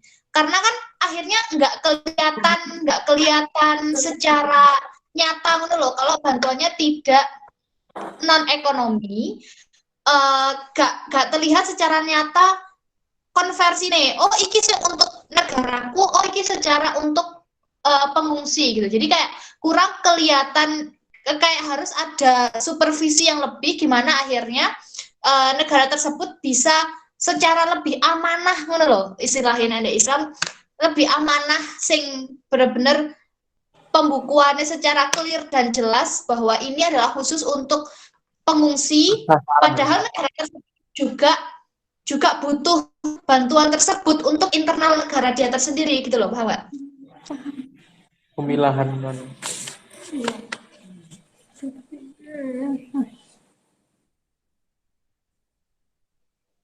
Paham nggak? Paham, Mbak. Oke. Nah, berarti itu bisa solusi dipakai, tapi ada penjelasan lebih panjang lagi yang harus dijelaskan ya, teman-teman kontra. Tapi kita juga bisa, kok kamu gitu sih? Aku menang tripik singkong. Oke. Suaranya putus-putus, Mbak. Putus-putus. Coba aku tak matikan kamera. Oke, kalau kayak gini clear. Ya. Oke, atau kita juga bisa nih nge-keep status quo aja. Ya udah, kalau misalkan negara tersebut nggak mau nerima pengungsi, ya wes nggak apa-apa, nggak usah dikasih keringanan hutang anyway. Dia akan dikasih sanksi gitu. Jadi kita tidak memberikan bantuan, tapi kalau dia nggak mau nerima, kita ngasih sanksi. Sanksinya berupa apa? Sanksinya yang tadi, kayak misalkan dia akan dikucilkan dari Uni Eropa. Kalau misalkan rapat-rapat untuk membuat kebijakan Uni Eropa dia pendapatnya nggak akan didengar, atau negara-negara di sebelahnya, negara-negara tetangganya akan mengembargo dia secara ekonomi karena dia tidak memiliki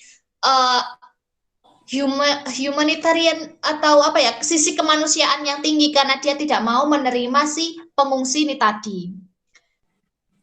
Gitu. Iya, Mbak.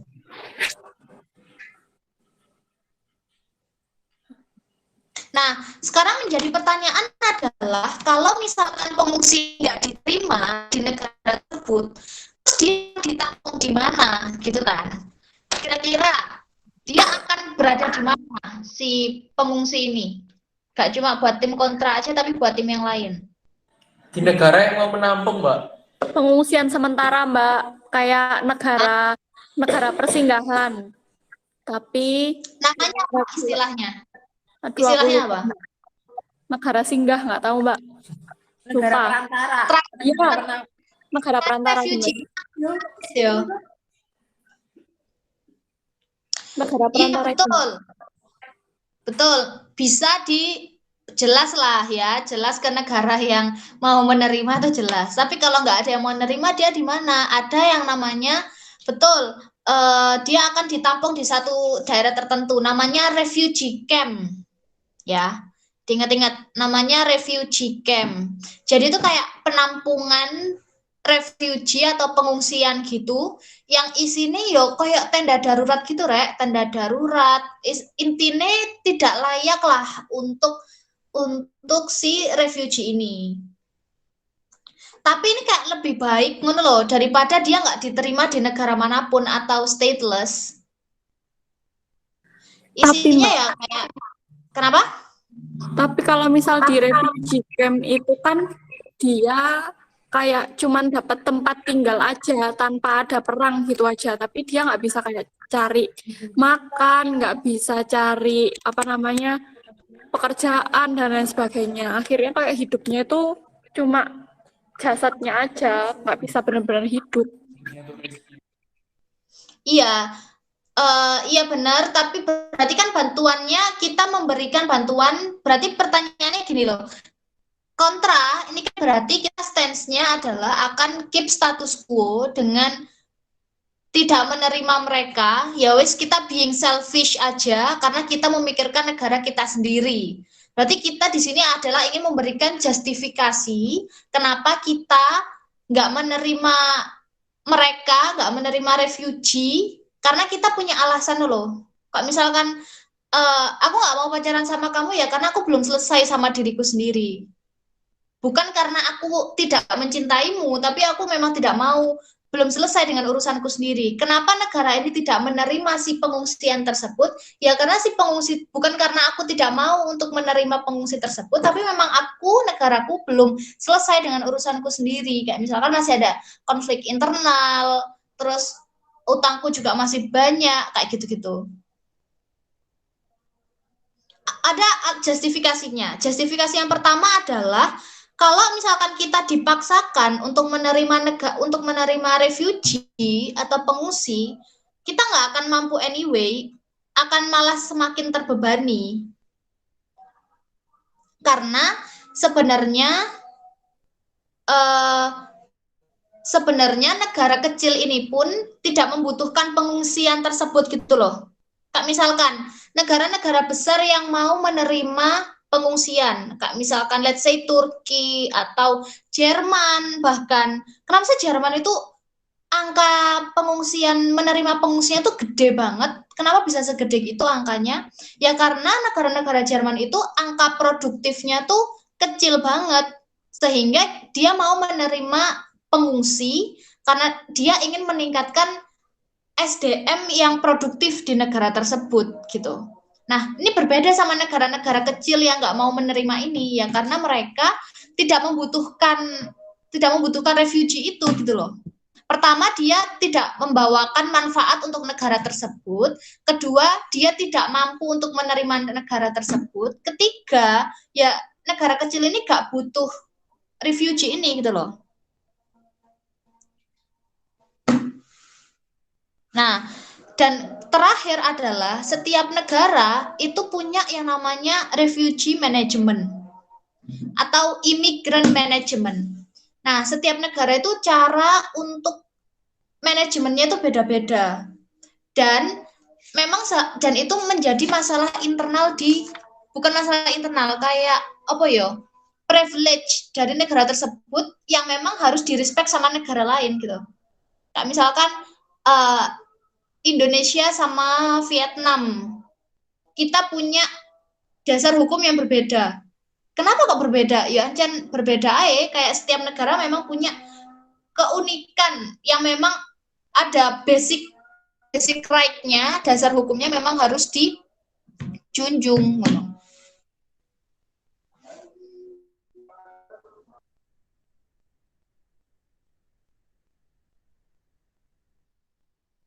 Nah, terus yang ditakutkan lagi adalah akan ada internal konflik yang selama ini ada akan semakin gede. Contoh internal konfliknya apa? Akan ada semacam protes gitu yang kemungkinan terburuknya akan ada protes yang dilakukan oleh warga lokal karena selama ini warga lokal kayak misalkan let's say bayar pajak atau taat pada peraturan, menghormati government, itu effort yang selama ini dia lakukan adalah untuk diberikan fasilitas yang bagus oleh pemerintah. Tapi selama ini hal yang dia berikan itu malah dikasihkan kepada refugee atau orang lain. Di mana orang lain ini besar kemungkinan ada kemungkinan untuk yang tadi kemungkinannya adalah pertama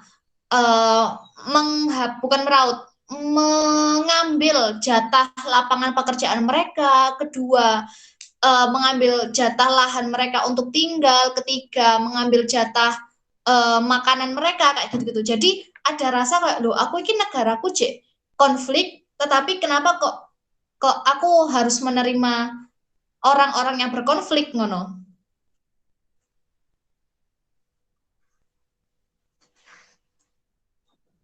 Wong aku from the very first time aja nggak mau mereka ada kok aku dipaksa-paksa gitu.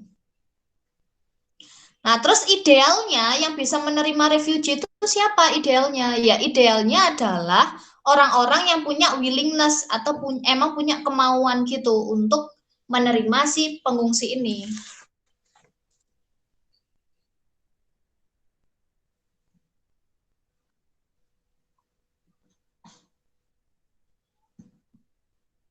Nah, benar banget kata Sofi tadi. Apalagi terlebih lagi ketika ada keringanan hutang ini tadi, ini tuh nggak membantu apapun sebenarnya. Glorifikasi lagi Sofi. Kok Sofi sih? Fatimah. Iya, si Fatimah bilang sebenarnya ini nggak membantu apapun di hutang. Keringanan hutang namanya keringanan hutang ya tetap utang anyway. Utangmu 1 miliar, ya tetap 1 miliar dengan bunga itu ya tetap bunga itu. Walaupun diperpanjang sekalipun ya tetap sakmono utangmu. Jadi nggak membantu anyway.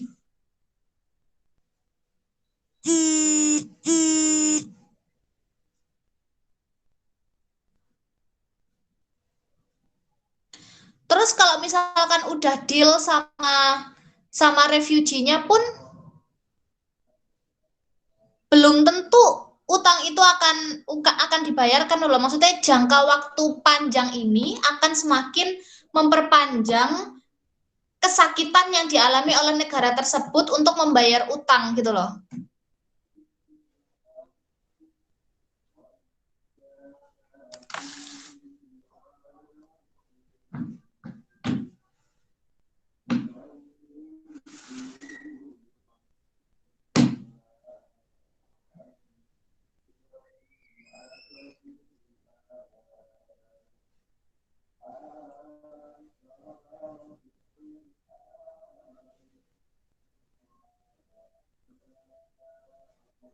Saya biji.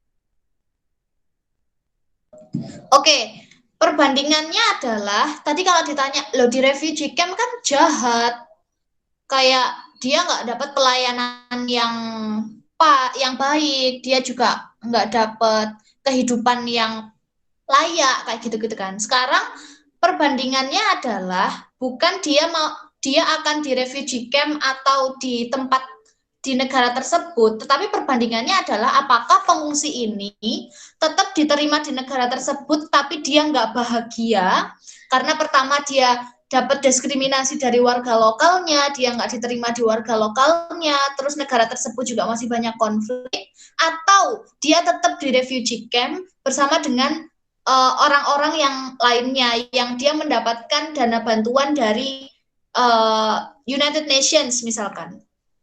Sebenarnya akan sama aja gitu loh. Proses kesakitan yang dialami oleh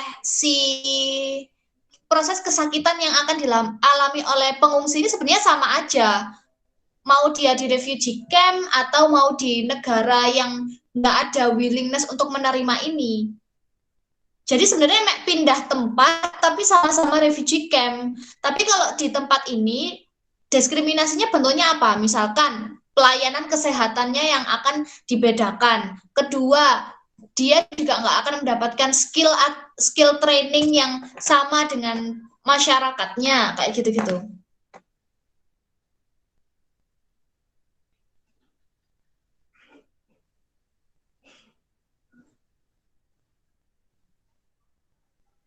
Nah, yang menjadi pertanyaan adalah, lah terus gimana nanti kalau misalkan ada penumpukan pengungsi di refugee camp?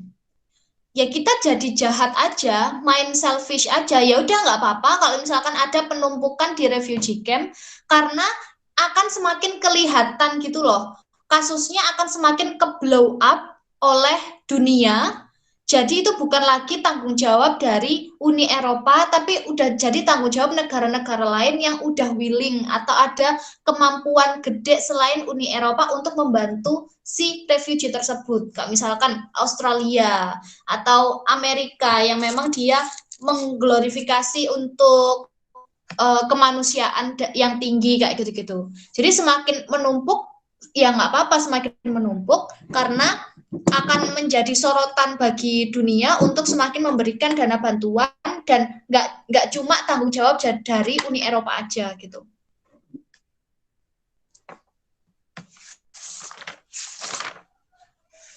Nah, overall itu argumennya bisa dibawakan untuk tim kontra. Kira-kira ada yang mau didiskusikan lagi nggak? Atau Mbak Reni ada tambahan?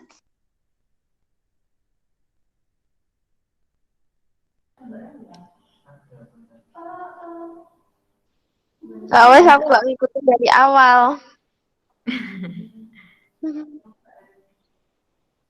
Terbaik, Oke, Wes. dari teman-teman ada yang mau didiskusikan? Ada yang mau ditanyakan mungkin yang masih bingung? Ada, Mbak. Monggo, Gimana? juara silakan. Sebenarnya yang mau kita patahkan dari tadi itu kalau pemberian mekanisme dengan keringanan hutang itu tidak terlalu efektif gitu loh, Mbak. Itu gimana, Mbak? Ya, aku bingung. Aku tak apa cuma bingung nyari alasannya. Kenapa hutang itu tidak efektif? Ya, Bo, rada nyandet. Sebenarnya aku sama Mbak Fatima itu dari tadi menekankan pemberian hutang itu tidak efektif gitu loh, Mbak. Nah itu aku tapi masih bingung mencari alasan kenapa hutang ini tidak seefektif itu membantu para pengungsi.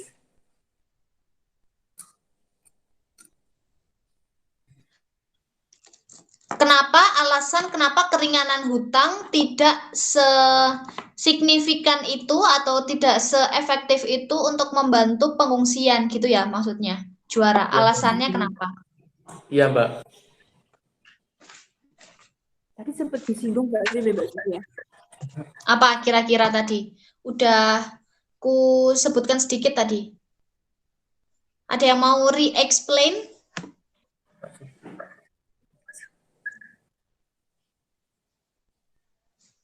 Tadi yang bilang siapa? Sofi ya?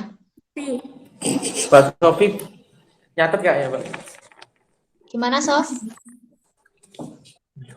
Ingatan yang mana itu? Karena tadi itu seingatku udah disinggung ke sebenarnya butuh bantuan apa yang harus diterima oleh pengungsi itu tadi, Mbak. Terus?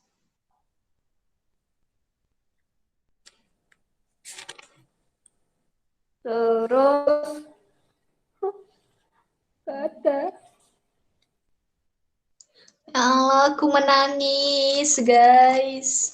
Maksudnya rada capek yo, jadi dicatat ulang yo.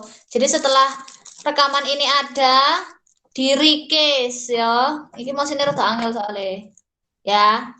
Iya.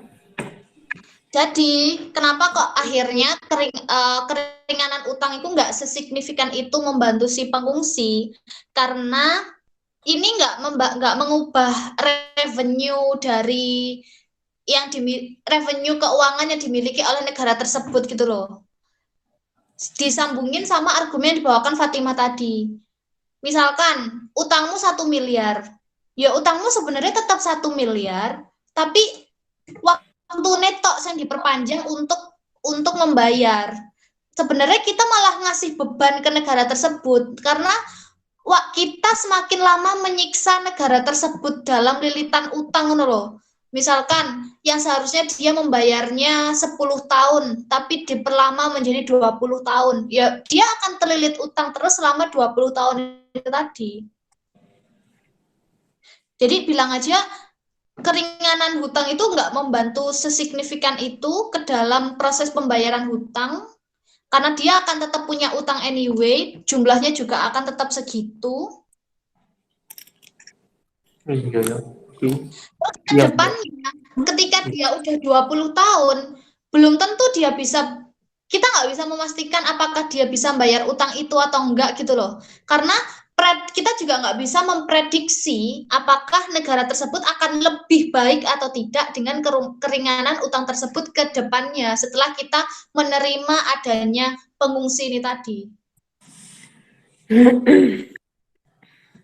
Gitu. Jadi cara menjelek-jelekan mekanisme yang dibawakan oleh proposal tim pro kurang lebih kayak gitu. Oke. Clear, juara?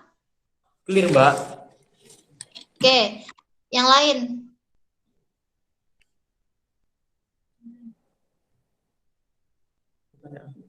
Aku kayaknya udah Mbak, kalau aku. Kayaknya aku udah capek, Mbak. Kalau aku loh ya. Mana? Oh ya. Mbak Sof, Iya, kenapa, Sof? ini Mbak, kan kalau di MOSI itu ditekankan gitu ya sebagai imbalan karena mereka menampung pengungsi. Tapi setelah tak perhatikan dari tadi baik tim pro maupun tim kontra itu nggak membahas imbalan itu, malah lebih ke bantuan gitu loh Mbak, kayak cuma membantu aja bukan dalam hal imbalan. Itu nggak apa-apa Mbak. Ya, very good, very good. Bagus banget analisanya ya. Iya, bisa ditambahkan di tim pro ya, berarti. Bisa ditambahkan di tim pro. Sof, bilang gini aja bahwa keringanan sebagai imbalan karena bisa dianalisa di tim pro adalah bilang gini aja, ini keringanan hutang itu adalah bentuk reward atau hadiah karena dia sudah mau menerima refugee atau pengungsi yang ditargetkan oleh Uni Eropa gitu. Kan Uni Eropa ngasih target nih, misalkan Jerman 10.000 orang, Perancis 3.000 orang gitu. Nah, karena kamu sudah berhasil memenuhi kuota ini loh tak kasih reward, ini loh tak kasih hadiah. Hadiahnya adalah berupa keringanan hutang.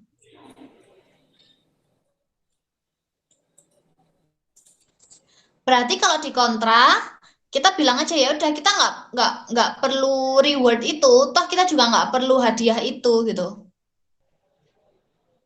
Karena kita pun yo nggak mampu anyway gitu untuk menerima pengungsi tersebut. Karena hadiah yang kita berikan, hadiah yang kita dapatkan dari Uni Eropa itu nggak segede tanggung jawab yang harus kita bebankan kepada pengungsi. Ya, dia enak cuma ngasih keringanan hutang. Tapi jangka panjangnya setelah kita menerima pengungsian itu apa? Jangka panjangnya pertama kita harus ngurusin pekerjaan dia, kita harus ngurusin keberlangsungan hidup dia. Terlebih lagi kita juga harus ngasih fasilitas dasar, misalkan pendidikan anak-anak orang sing kena refugee. Kita juga harus ngasih fasilitas kesehatan berupa asuransi kesehatan buat refugee ini, kayak gitu-gitu. Jadi hadiah yang dia dapatkan itu sebenarnya 1/1000 loh jika dibandingkan sama tanggung jawab yang harus kita berikan kepada mereka gitu. Kayak gitu ya, Sof. Oke Mbak, sama satu lagi. Kalau negara yang di bawah Uni Eropa itu menampung, itu kayak secara otomatis orang-orang pengungsi itu kayak beralih ke warganegaraan gitu, Mbak. Misal yang awalnya di Indonesia, dari Rohingya, terus ke Eropa, terus nanti kewarganegaraannya akan ganti karena ganti identitas itu kah? Nah, opsinya tuh ada dua sebenarnya. Pertama, apakah kamu akan tetap di negara tersebut? Kedua, atau kamu akan pindah warga kenegaraan? Pertama, kondisinya ketika kamu tetap di negara tersebut, berarti kan ada kemungkinan negaramu akan pulih kembali. Ya. Atau kedua, kamu akan pindah ke warganegaraan, berarti ya kamu nggak bisa balik lagi ke negara asalmu gitu. Misalkan kasusnya Rohingya tuh dia diusir ambek negara asali karena masyarakatnya gak gelem ono warga muslim di kono. Berarti kan Rohingya udah nggak punya tempat lagi untuk berteduh karena dia susah banget untuk bernaung kan.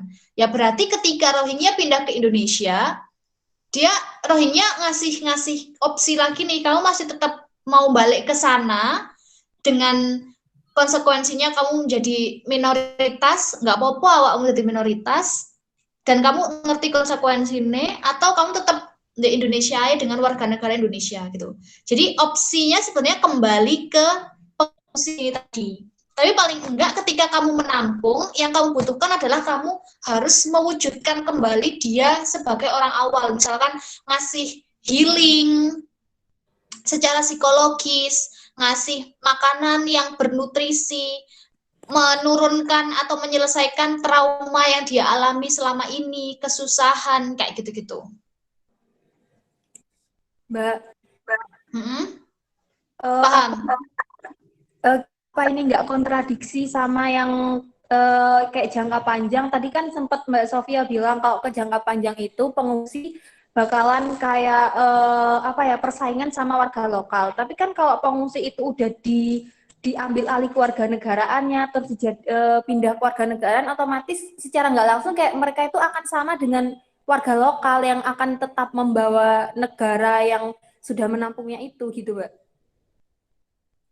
Iya, status warga negaranya memang sama, tapi kayak pasti akan ada perbedaan ngono loh di sana. Perbedaan yang secara tidak tertulis di sana ketika kamu campur baur dari orang itu. Oke, secara negara dia akan dapat kewarganegaraan, dapat fasilitas misalkan. Tapi kan masyarakat di daerahnya itu akan susah menerima si refugee ini gitu. Walaupun dia mendapatkan warganegaraan yang sama. Oke, makasih Mbak So.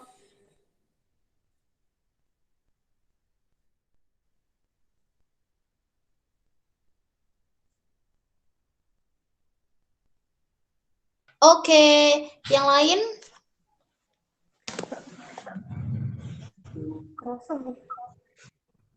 Cukup kata juara Mbak. Iya.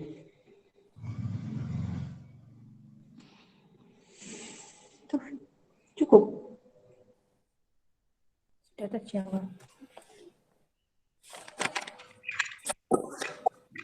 Cukup Tarek. Cukup Mbak. Alhamdulillah Bun, terima kasih untuk ini. Pesanku adalah semangat karena besok itu hari tenang yo. Jadi gunakan senang sebesar mungkin hari tenang itu untuk menenangkan dirimu, untuk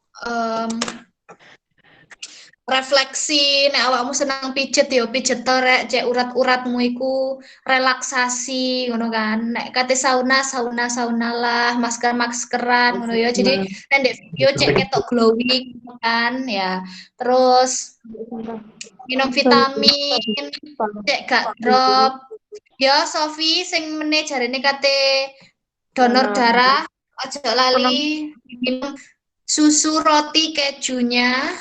Dan juga vitamin penambah darahnya jadi minggu cek gak ngedrop ya. Terus hari Senin sama siapa nanti? Sama Juara sama Zila juga. Zila melu gak hari Senin? Siap. Oke.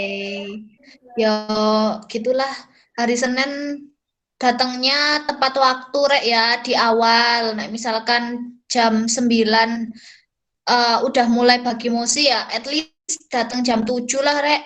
Ben iso sarapan-sarapan bareng gitu ya. Ben gak kesusu. Juarai telat ya, telat loh dirimu Ju. Masih dirimu gak debat. Dirimu harus datang pagi, kelas pagi Ju. Ya. Oke. Tak marahi dirimu kok nek tak marahi dirimu kok nek datang telat meneh koyo wingi. Nggih. Ya wes, semangat, Rek. Sukses buat hari Senin. Bismillahirrahmanirrahim. Kita wes apa ya? Wes berusaha semaksimal mungkin, kita wes latihan, mempeng, kita wes berdoa semaksimal mungkin, kita kerahkan semuanya hari Senin. Bismillah, in the name of Allah, in the name of UM, kita bisa bersama-sama kembali. Amin, amin ya rabbal alamin. Mbak Rani ada pesan? Ya wes aku nambahin pesan-pesan aja ya guys. Mungkin gini sih kalau yang kemarin kan kalau seleksi wilayah kan lebih ke kalian istilahnya ngelawan dari argumen yang ada di video sih. Jadi kayak kalau aku evaluasi mungkin yang ke mosi ketiga kemarin ya. Jadi aku pesen banget kalau buat kalian jangan sampai mengulang kesalahan yang tahun lalu. Jadi kayak tahun lalu itu kan kayak ada udah kayak jelas gitu loh argumennya ada 5. Berarti kamu harus benar-benar membabat habis atau ngeribatel 5-5-nya. Nah, begitupun juga dengan yang besok ini. Kalau pas entah di mosi 1, 2, dan 3 sekiranya ada benar-benar poin kuat mereka tuh apa, nah itu yang benar-benar harus kalian rebuttal dulu baru kalian ngasih argumen kalian gitu. Jadi jangan sampai ada poin mereka yang masih berdiri sampai akhir. Kayak gitu sih buat Regin sama Sofi kalau menurutku itu aja. Terus kalau buat juara, karena mungkin kalau buat seleksi wilayah kan mungkin belum bertugas ya. Mungkin bisa kasih kontribusi-kontribusi lain dengan cara ya tadi ya datang tepat waktu lah, bantu mereka lah nanti pas waktu hari H di teknisnya dan lain sebagainya gitu aja sih menurutku. Mungkin lebih ke kalian pede aja, percaya diri, jangan grogi. Kalaupun nanti muncul mosi-mosi aneh kayak mungkin tahun lalu kayak muncul mosi-mosi yang benar-benar kalian nggak tahu ya, itu semua pasti bisa diatasi kok. Jadi penting kalian pertama paham dulu mosinya itu apa, sebenarnya masalah terbesarnya itu apa. Itu insya Allah pasti bisa kita logika. Kalau misalkan mosi-mosi KDM itu biasanya kayak gitu. Contohnya aja tuh kayak mosinya Sofia hari ini tuh mosinya apa sih sebenarnya yang jadi masalah terbesarnya itu apa sih? Masalah terbesarnya tentang pengungsian atau gimana cara membantu atau menanggulangi pengungsi ini. Nah, itu kalau di pro ngapain aku, kalau di kontra aku ngapain aku, yang benar-benar bisa ngebuktiin kalau misalkan proposal mereka itu yang paling baik, itu yang paling benar. Jadi ingat-ingat apa yang mosi itu mau, masalah terbesarnya itu apa, dan buktiin kalau solusi yang kalian bawain itu adalah solusi terbaiknya. Itu sih kalau aku ya. Terfokus, tetap semangat, benar kata Sofia, besok hari Minggu kalian benar-benar harus istirahat ya, jangan mikir macem-macem. Terus hari Senin juga jangan mikir macam-macam, dipersiapkan tempatnya juga. Kalau kemarin memang keputusannya mau take videonya di FMIPA dan uploadnya di FMIPA juga dipersiapkan juga.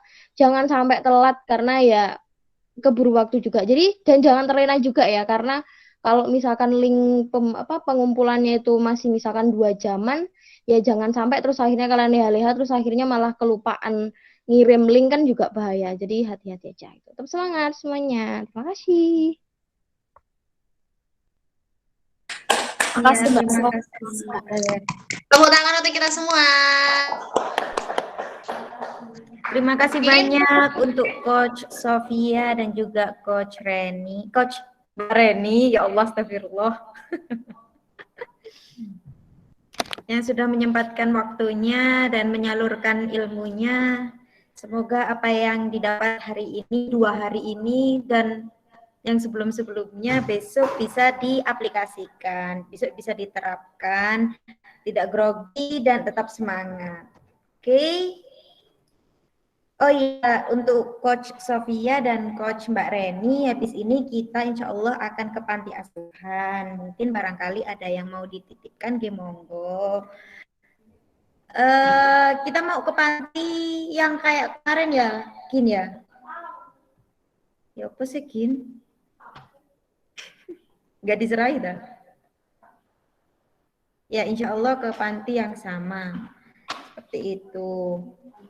Kan kalau di jadwal itu pantinya harusnya jam 6. Cuman kata Pak Aji, kalau sudah selesai 4, nggak apa-apa kita langsung aja ke sana. Seperti itu ya. Oke, kita akhiri latihan kita pada hari ini. Mari kita membaca doa sesuai dengan keyakinan masing-masing. Membaca doa dimulai.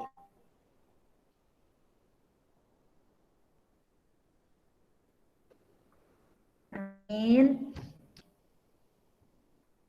Cukup sekian dari latihan kita pada sore hari ini. Terima kasih banyak sudah menyempatkan waktunya. Mari kita berfoto terlebih dahulu. Ayo. Mari kita menyalakan kamera masing-masing. Oh sebentar, ini tak matikan dulu itunya. Stop recordingnya. Hitam kalau di sini tuh. Iya, kok ireng Zil awakmu?